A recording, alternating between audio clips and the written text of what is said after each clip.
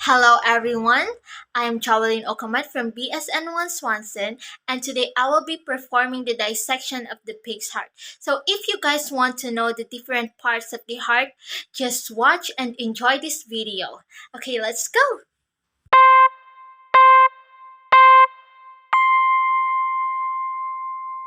These are the materials that we're going to use. Dissecting pan, dissecting kit, safety glasses, apron, pig's heart, and gloves. Examine the heart and locate the thin membrane or pericardium that still covers the heart.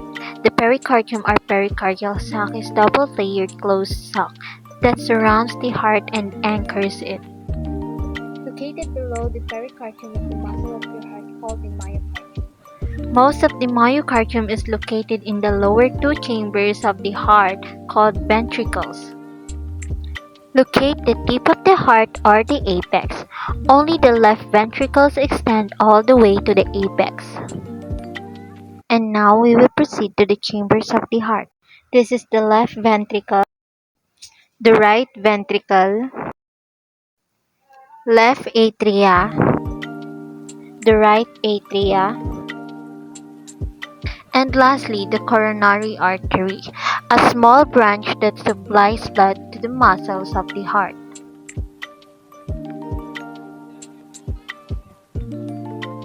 Next is the vena cava. It is the largest vein in the body, but sadly, when I bought my pig's heart, the superior and inferior vena cava was already removed. This is the aorta.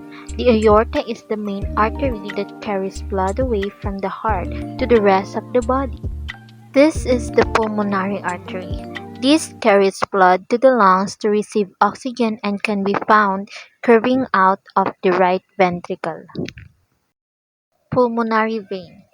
These vessels return oxygenated blood from the right and left lungs to the left atrium.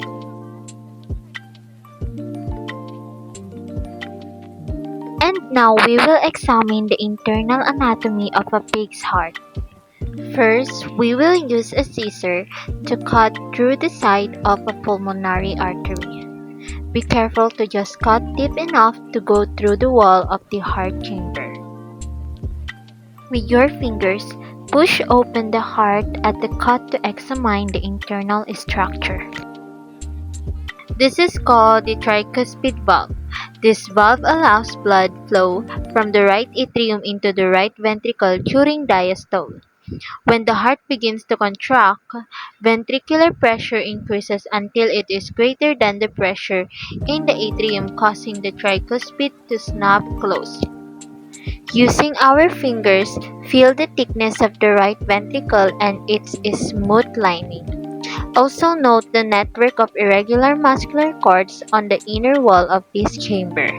Find the septum on the right side of the right ventricle.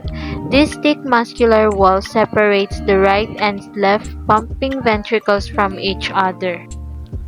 Inside the right ventricle, locate the pulmonary artery that carries blood away from this chamber. Find the one-way valve called the pulmonary valve that controls blood flow away from the right ventricle at the entrance to this blood vessel. Using our scissors, continue to cut open the heart. Start a cut on the outside of the left atrium downward into the left ventricle, cutting toward the apex to the septum at the center groove. Examine the left atrium. Find the openings of the pulmonary veins from the lungs. Observe the one-way, semilunar valves at the entrance to these veins. Inside this chamber, look for the valve that controls blood flow between the upper left atrium and lower left ventricle. This valve is called the bicuspid or mitral valve. This valve consists of two leaflets and blood flows from the left atrium into the left ventricle during diastole. Examine the left ventricle. Notice the thickness of the ventricular wall. This heart chamber is responsible for pumping blood throughout the body. Using our scissors, Cut across the left ventricle toward the aorta and continue cutting to expose the valve. Count the three flaps or leaflets on this valve leading from the left ventricle into the aorta and note their half-moon shape. This is called the aortic valve. This is the hole or coronary sinus in the wall of this major artery. This leads into the coronary artery which carries blood to and nourishes the heart muscle itself.